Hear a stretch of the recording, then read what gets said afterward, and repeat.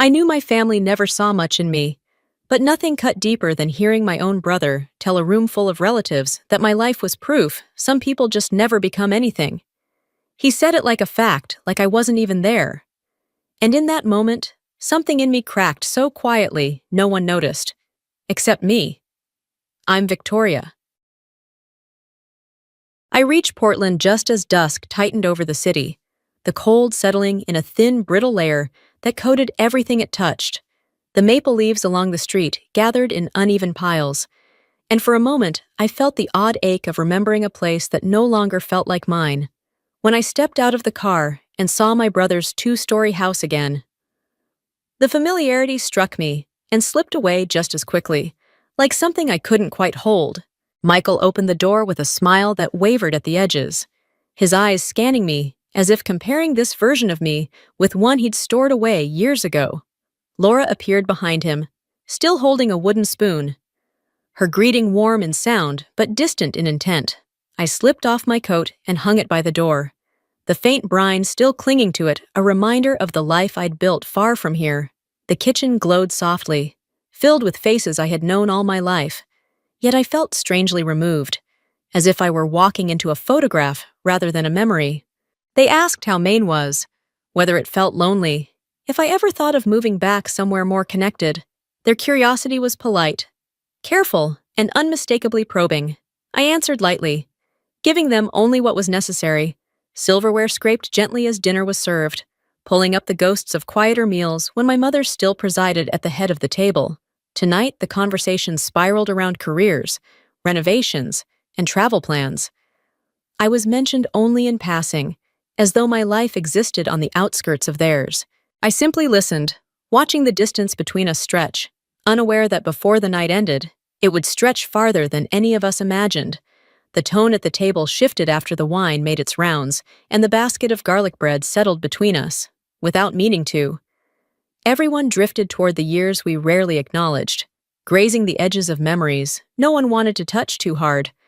My hand tightened around the napkin when Laura began talking about how our mother had shouldered everything alone near the end. She spoke with that careful sympathy people use when they're confident they understood the story. I let her talk. There was no reasonable way to interrupt and say she only knew half of what happened. I had been there in those final days through the long nights, the short breaths, the whispered apologies meant only for me, but at this table, the version they reconstructed belonged to them, not to the woman I had held on to when she couldn't hold on to anything else. I sat still and let their words pass like a tide that didn't know it had pulled away from the shore a long time ago. When my napkin slid off my lap, I reached down to grab it, and that was when my phone vibrated sharp, insistent, nothing like a casual notification. I pressed my hand over it to keep the sound from carrying. It rattled once more, a vibration that shot straight through me. I knew that pattern. I hadn't felt it in years, but my body remembered before my mind did. I angled the screen just long enough to see the red-coded alert. 14 red. Level. Priority. My breath stalled. This wasn't the kind of message you ignored. Not the kind meant to appear while you were sitting at a family dinner pretending to belong.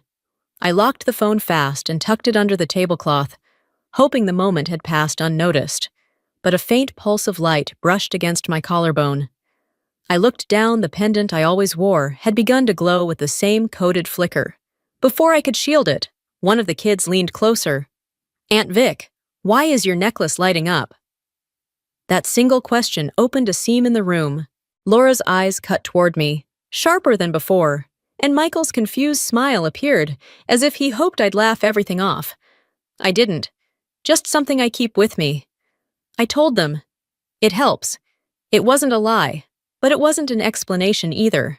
The pendant dimmed under my palm.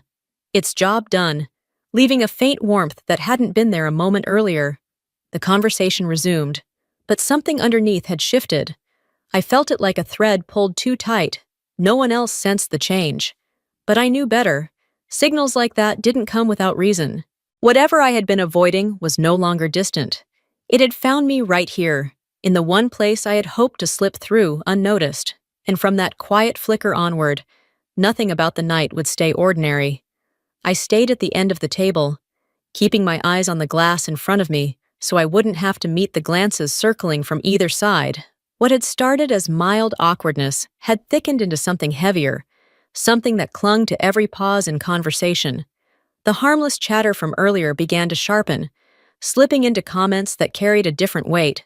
Each time someone mentioned careers or stability or achievements, I could feel Michael's gaze land on me before drifting away again, as if waiting for me to flinch. It felt strangely familiar, the way the room tilted back toward old habits. I hadn't felt this particular kind of scrutiny since I was 17, sitting at the same table, knowing every opinion about my future had already been decided without me. Laura leaned back with her wine, her tone playful on the surface but edged underneath. Life up in Maine must be pretty quiet, right? Not much going on day to day. Her husband followed with an attempt at a laugh, asking if I'd ever thought of moving somewhere with more opportunities, maybe even back to Portland where things were supposedly happening. Their questions slid in smoothly, but none of them were meant to understand anything about me. They were reminders, gentle, practiced reminders of where they believed I belonged in the unspoken hierarchy of this family. When dessert plates were placed in front of us, Michael set his down with a firmness that belonged more to a different kind of conversation. He looked straight at me, and there was no attempt to hide what he wanted. 12 years gone. Vic, no one knows where you've been or what you've been doing. You only show up when someone reaches out. I just want to understand where your life is heading. Everything at the table stilled. The adults froze mid-movement. The kids stopped tapping their spoons. No one dared fill the silence. They just watched me, waiting for a confession I had no intention of giving. I kept my voice steady when I finally answered. Enough to live quietly. Michael frowned, unsatisfied. Quiet isn't a direction. You need something more concrete. He wanted remorse. He wanted validation for the picture he'd drawn of me all these years. I didn't give him either. My silence pushed him further. You had potential once, but it's like you drifted off course for over a decade. Don't you think the rest of us wonder how it came to this? The word he used sank quickly, rippling through the room. I heard a faint vibration behind me, a soft tremor through the window pane. Maybe it was the wind. Maybe it wasn't. But it reached me the way certain sounds do when they connect to something deeper. I felt my pulse slow, a familiar shift in my body, a transition into the kind of awareness I had been trained never to ignore.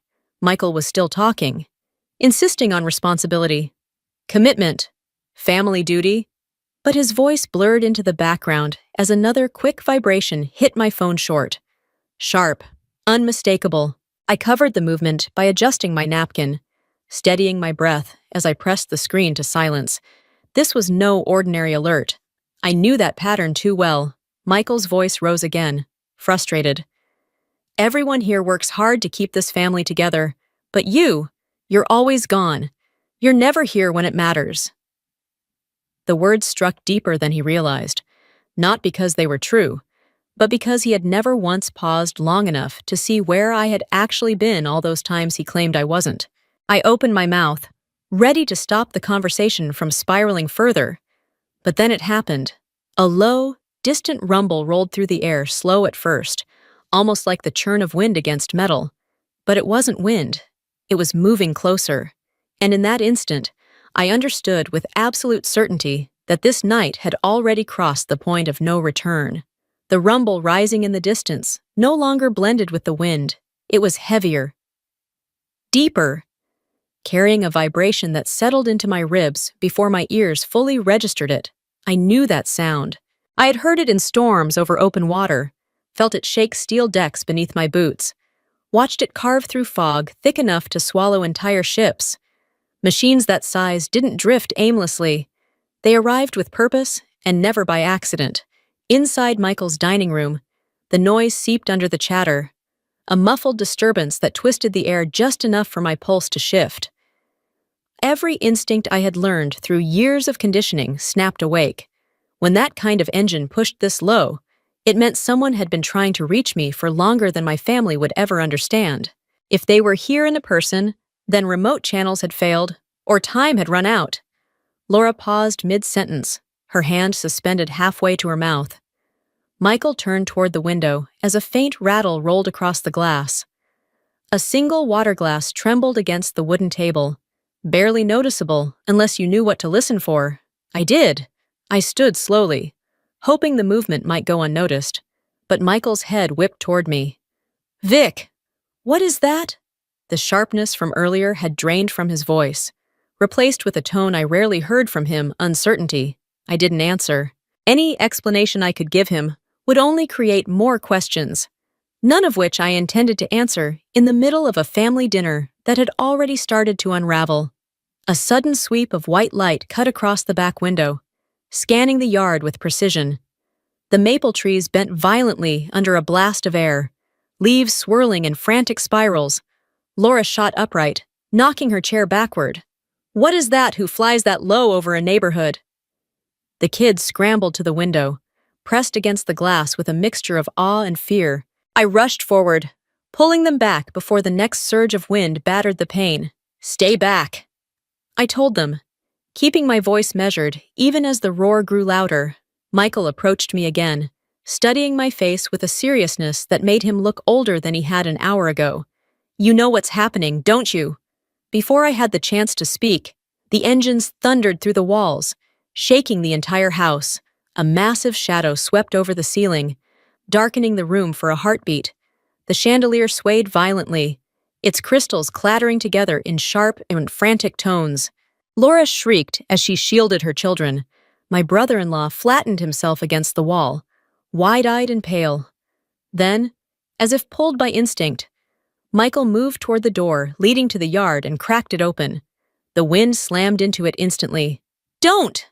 I said, gripping his arm. "Not with that downdraft." His eyes widened at the certainty in my voice. "How do you even know?" The question died on his lips as the MH-60S Seahawk dropped fully into view, descending straight into the backyard. The lawn erupted into chaos. Dry leaves launched into the air like shrapnel. Patio chairs skittered across the concrete. The rotor wash hit the house with a force that made the siding creak. Laura's voice rose above the noise. "Who are they here for, Michael? Close the door." He peeked through the curtain again, face drained of every trace of color. "Someone's getting out." I didn't need to look. I recognized the silhouette before it even touched the ground. The helmet, the stance, the precision, every detail belonged to a unit that never deployed, unless the stakes had reached a level most civilians would never even hear whispers about. Laura turned toward me, hands trembling. "Vic, what did you get yourself into?" I drew a long, steady breath. Whatever was coming couldn't be stopped by explanations or reassurances. Then came the knock. Not a polite tap or a frantic pounding three firm. Efficient strikes from someone trained to communicate urgency without wasted motion. Michael froze mid-step. No one dared move. I walked toward the door. This time, no one tried to interfere. The roar outside swallowed every sound inside the house as I pulled the handle. Wind whipped against my face the moment the door cracked open. And there he stood, illuminated by the helicopter's floodlights helmet tucked under one arm. Radio cable dangling from his flight suit, eyes locked on mine with absolute purpose. In that moment, with the engines thundering behind him, I knew the truth with cold clarity. Tonight had crossed a line, and there was no going back. The officer stood framed in the doorway of Michael's back porch, his breath fogging in the cold night air. He adjusted the volume on his headset with a practiced touch, then swept his gaze across the yard to confirm the landing zone was secure. When his eyes locked on me, his posture snapped into rigid precision, heels clicking together in a movement drilled into him long before tonight. "Ma'am," he said, his voice cutting clean through the roar of the rotor blades overhead. "We had to approach directly. Long-range communications are experiencing severe interference. Behind me, I heard Laura release a sound that was half gasp, half stunned choke. Michael remained frozen, wide-eyed, trying to make sense of the scene unfolding in his own backyard. I leaned slightly into the wind, letting the sting of salt and engine exhaust ground me. "Priority level," I asked, keeping my tone level. "Level Omega." He answered instantly. 3 active hot zones. We've been waiting for confirmation of your location for 20 minutes. 20 minutes? While Michael dissected my life at the dinner table, the world outside had been trying to reach me with an urgency only a handful of people ever encountered. Inside the house, frantic whispers rose disjointed, panicked, scraping at the edges of the moment. I didn't turn toward them. My attention stayed fixed on the officer. Formation established, I asked. Assembling at Trident Pier. Admiral? That name hit me like a cold blade down my spine. They never used it unless every other barrier had fallen. I nodded slowly. Understood. I need 3 minutes. He didn't question it. He simply gave a crisp salute and stepped back into the blinding wash of the helicopter lights. When I closed the door, the house felt different, smaller, tighter. Every face stretched with confusion and dawning fear. They formed an unintentional semicircle around me, as if bracing for an answer they weren't ready to hear. Laura spoke first, her voice thin. Vic, what is happening? Why did he call you that before I could respond? Michael cut in, speaking in a hoarse whisper, as though the officer might still be listening. Admiral, is that actually you? The look on his face was one I had never seen on him. Not dominance, not judgment, but fear. God, not fear of me. Fear that the story he'd believed about me his whole life had never been true. I answered softly, without apology or embellishment.